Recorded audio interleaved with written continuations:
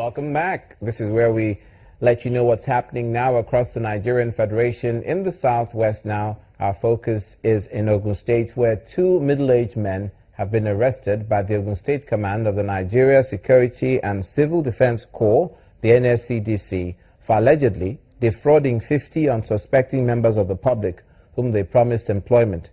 The State Commandant, Mr. Akinwale Aboluwaye, advised job seekers not to be too desperate while seeking employment. They were arrested in different places, one at Chagamo and one at Abeokuta. They are involved in employment scam. These are people who have collected a lot of money from various people that they are going to give them employment. And these are the things that is causing a lot of chaos in the public. They are just trying to disorganize the employment of any organization.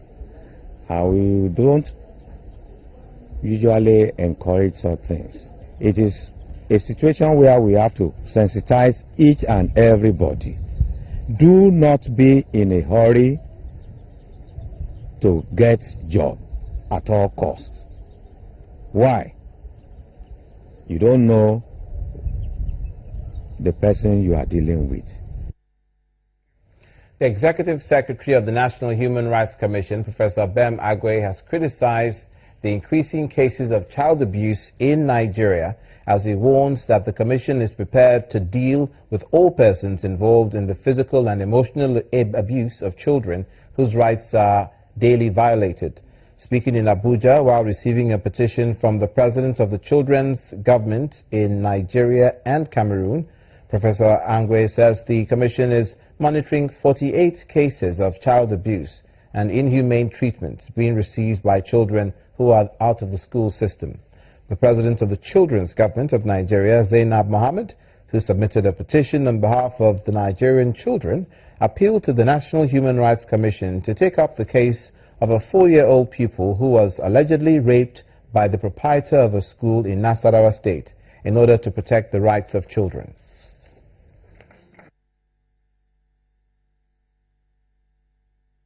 Regrettably, the violation and abuse of our children is today being carried out by adults, grown-ups, and members of our society, human beings like us, Nigerians like us, who have taken it upon themselves to defy and to violate our children.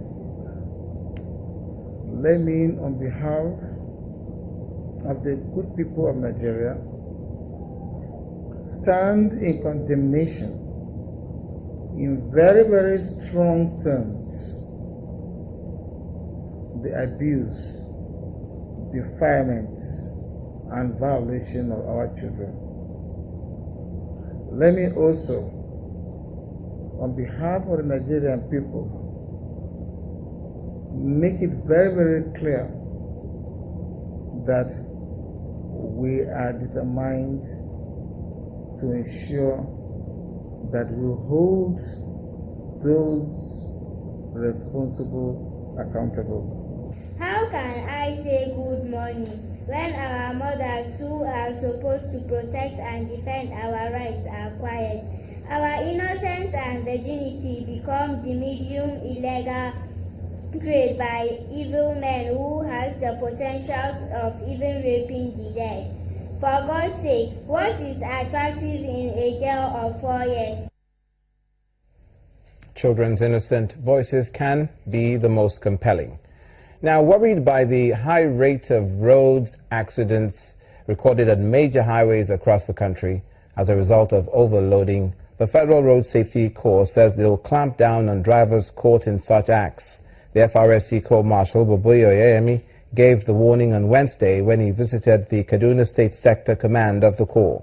He says the Commission will soon embark on massive enlightenment campaigns at motor parks, mosques, churches, and other public places on the need to avoid loading vehicles too much, applying the highways.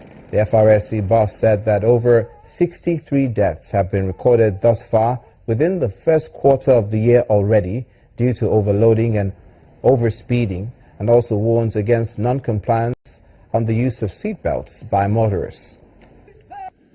The critical thing we're talking about is need to cut down the speed of vehicles. And in any way we can do this is a welcome development.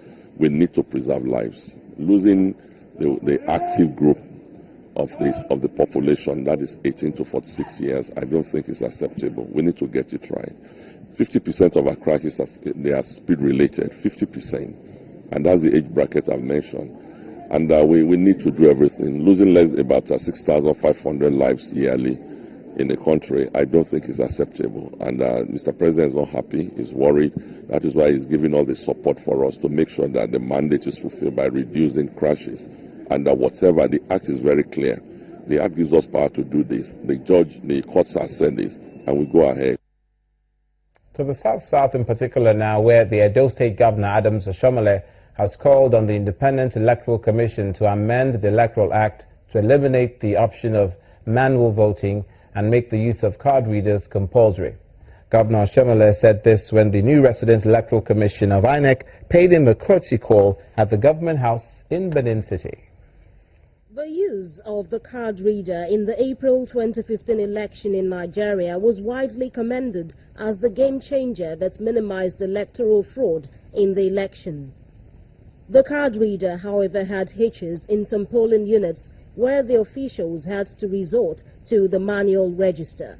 The Independent National Electoral Commission, INEC, will in September 2016 conduct governorship election in Edo State.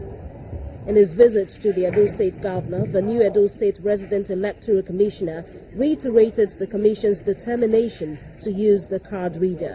Whereas people have been saying all over the places that the Supreme Court has asked INEC not to use smart card readers, I want to use this forum to inform the good people of Edo State that we shall make use of the smart card readers on the governorship elections. Governor Oshiomhole, however, urged INEC not to downplay the Supreme Court's judgment, suggesting rather that it takes steps to entrench the use of the card reader as the only legal instrument for voter accreditation in the Electoral Act. The Supreme Court is saying, yes, you can use it, but no use of it does not constitute a violation of the law. Because the law didn't say that card reader shall be used. That's what I understand. You need to get lawyers to draft an amendment and pass it to Parliament so that the card is entrenched in the Electoral Act and get the Parliament to pass it. But don't leave it like that, because if you do, you will find that people who want to short-circuit the system will not use the card reader.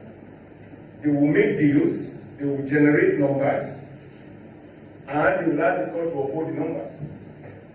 The actions of INEC and the National Assembly for or against this advice will play a big role in determining the outcome of the September 10, 2016 governorship election in Edo State. And that's where we call it a day for this edition of the program. Thanks for watching. I'm Olumide McCall.